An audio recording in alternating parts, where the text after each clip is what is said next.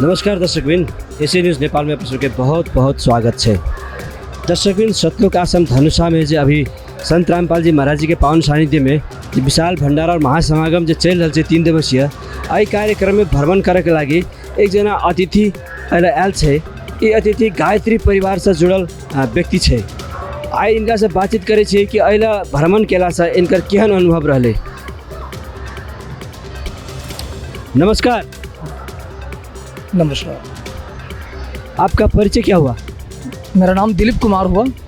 आप कहाँ से आए हैं? सीतामढ़ी से आए हैं। आप यहाँ पर सतलोक आश्रम धनुषा में आए हैं, यहाँ पर भ्रमण किए, आपको कैसा लगा? बहुत अच्छा लगा। यहाँ पर जो भंडारा प्रसाद आप ग्रहण किए हैं, इसका स्वाद आपको कैसा लगा? बहुत सुंदर। यहाँ पर सतलोक आश्रम धनुषा में आप जो ठहरे हैं, यहाँ पर भोजन भंडारा किए हैं, तो आपसे किसी ने कोई शुल्क लिया? नहीं लिया। सतलोक आश्रम धनुषा में यहाँ पर लोगों का क्या मानना है कि यहाँ पर जो भी जाता है तो उनसे धर्म परिवर्तन कराया जाता है। आप यहाँ पर जो घूम फिर किए हैं, तो ऐसा आपको कहीं देखने में लगा कि यहाँ पर धर्म परिवर्तन जैसा कुछ कार्य होता है? नहीं, ऐसा तो ये देखा है कि सतगुरु की महिमा अनंत होती है और सतगुरु के प्रति श्रद्धा रखनी चाहिए और ऐसे भाव यहाँ बताए जाते हैं। सतलोक आश्रम धनुषा में जो संत रामपाल जी महाराज जी का जो शिष्य सब जो है, इन सब का व्यवहार आपको कैसा लगा? अच्छा लगा।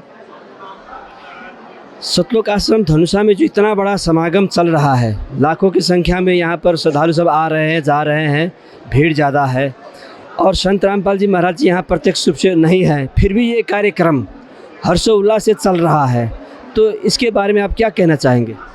हम ये कहना चाहेंगे कि यहाँ सभी अनुशासित तरीके से रह रहे हैं और एक जो परिस्थितियाँ यहाँ बनी हुई है वह एक अनुशासित परिस्थितियाँ हैं और मनोस्थिति लोगों की सकारात्मक देख रहे हैं और एक अनुशासन में लोग अपनी क्रियाकलाप को भी निभा रहे हैं। आपको ऐसा लग रहा है कि यहाँ पर कोई ईश्वरीय शक्ति है? हाँ, ईश्वरीय शक्ति इसलिए यहाँ प्रेजेंट हम मान रहे हैं क्योंकि यहाँ शुभ कार्य हो रहे हैं। आप कौन सा पंथ से जुड़े हुए हैं?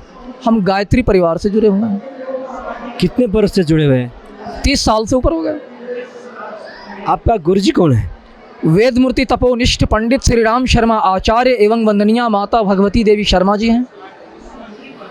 यहाँ पर सतलोक आश्रम धनुषा में जो ये कार्यक्रम आप देखे हैं, तो इतना ज़्यादा संत रामपाल जी महाराज जी के अनुयायी है।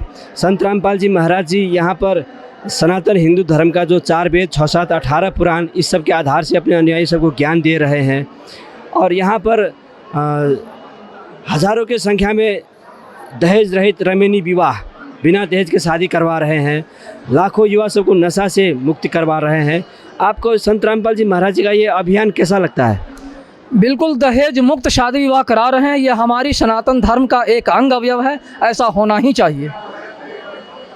और जो युवा सब जो अभी नया लड़का सब जो है, जो कुलत में फंसे हुए हैं और जो भी संत रामपाल जी महाराज जी के शरण में आते हैं, वो सब नशा छोड़ देते हैं संत रामपाल जी महाराज जी के ज्ञान सुनकर, उनका भक्ति करके। तो ये आपको कैसा लग रहा है?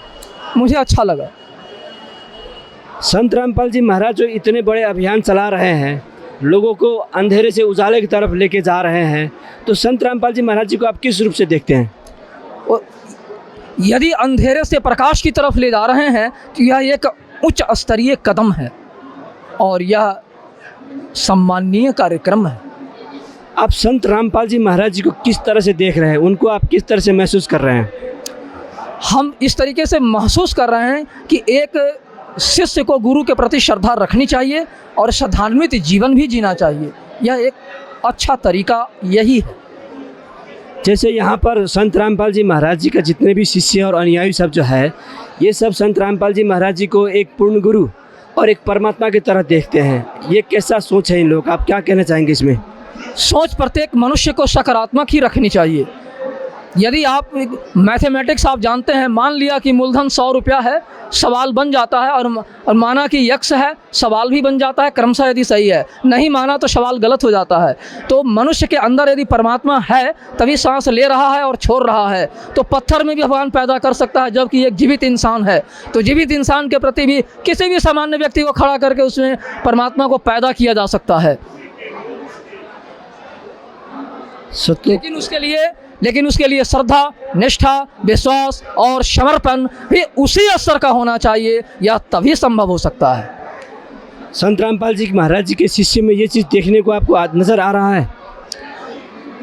उनके अंदर ये देखने के लिए तो फिर उस सद्बुद्धि की आवश्यकता है, दिव्य दृष्टि की आवश्यकता है। तो यह दिव्य दृष्टि जिनके पास होगी वही बता सकते हैं। जी, आप अपना विचार रखे हैं, हम सब एशियन न्यूज़ से बातचीत की, इसके लिए आपको बहुत बहुत धन्यवाद। इसके लिए आपको भी बहुत बहुत धन्यवाद।